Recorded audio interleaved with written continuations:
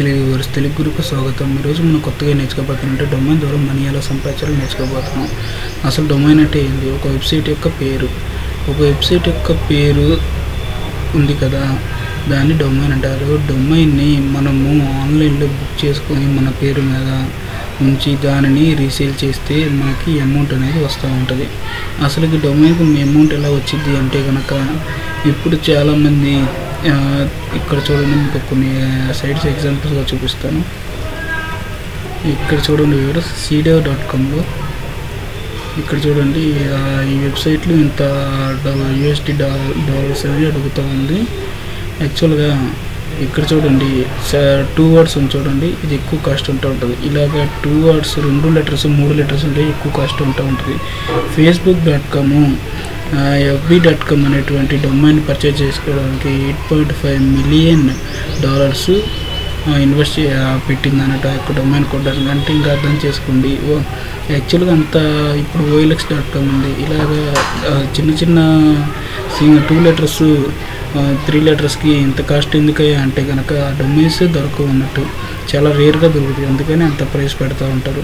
ఇంకా వచ్చేసరికి డొమైన్స్ మన యొక్క కంపెనీకి నేమ్కి దగ్గరగా ఉందంటే కనుక ఆ డొమైన్స్ని కొనడానికి కంపెనీస్ ఎంత మనీ అయినా, కోట్ల కొద్ది మనీ అయినా ఇచ్చి మన దగ్గర డొమైన్ పర్చేజ్ చేయడానికి రెడీగా ఉంది. గూగుల్ అనే సంస్థ సేమ్ గూగుల్ లాగే ఉన్నటువంటి 500 డొమైన్స్ని ఎవరికి మిగతా వాళ్ళకి దొరకనీయకుండా పర్చేజ్ చేసి తన దగ్గర ఉంచుకుంది అన్నట్టు.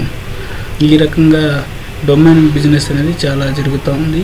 డొమైన్స్ మనము ఏదైతే డొమైన్స్ అవైలబిలిటీ ఉందో మనం డైరీ కానీ ఎట్లా సెర్చ్ చేసి మన దగ్గర పెట్టుకున్న తర్వాత ఆక్షన్లో అంటే బిడ్డింగ్ ఇంతకు అమ్ముతారని ఆఫర్స్ ఇచ్చారంటే కనుక కొనేవాళ్ళు వస్తూ ఉంటారు. కానీ ఆ డొమైన్ ఎవరికైతే నీడెడ్ ఉందో వాళ్ళని మనం ఎలా రీచ్ అవ్వాలి అంటే కనుక ఇక్కడ కొన్ని బ్రోకరింగ్ సైట్స్ ఉంటాయి. వాటికి డొమైన్ సేల్ అయిన తర్వాత మనం కొంత బ్రోకరేజ్ అనేది కట్టాల్సి ఉంటుంది.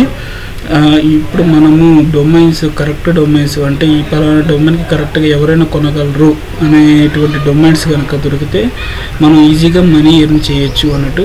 అలాంటి డొమైన్స్ని మనం వెతికి పట్టుకోవాలి. ఇక్కడ చూడండి, ఇక్కడ 3 వెబ్సైట్స్ చూపిస్తాను. ఈ 3 వెబ్సైట్స్లో కూడా మనము డొమైన్స్ అనేది కొనుక్కోవచ్చు, సేల్ చేయొచ్చు అన్నట్టు. ఇక్కడ చూడండి వ్యూవర్స్, cdev.com చూపించాను, తర్వాత afternic.com అనేది చూపించాను చూడండి వ్యూవర్స్. నెక్స్ట్ వచ్చేసరికి ఈబేలో కూడా అమ్ముతూ ఉంటారు. ఇక్కడ చూడండి చాలా డొమైన్స్ ఉన్నాయి. ఒక $3కి $10కి ఇట్లా అమ్ముతూ ఉంటారు. ఇక్కడ చూడండి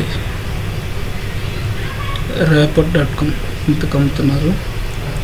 మనం బిడ్డింగ్ కూడా వేసుకోవచ్చు. బిడ్డింగ్ అంటే కనుక నేను ఎంతకైతే కొంటాను అనేటువంటిది బిడ్డింగ్ అన్నట్టు. ఆ బిడ్డింగ్ వేయటం వల్ల వాళ్ళకి కనుక ఎవరైతే అమ్ముతారనుకున్నారో వాళ్ళకి బిడ్డింగ్ నచ్చిందంటే కనుక మీకు అమ్మే ఛాన్సెస్ కూడా ఉంటాయి. ఈ విధంగా మనం డొమైన్ బిజినెస్ అనేది ఆన్లైన్లో చేసుకుంటూ ఉండొచ్చు. Thank you for watching viewers.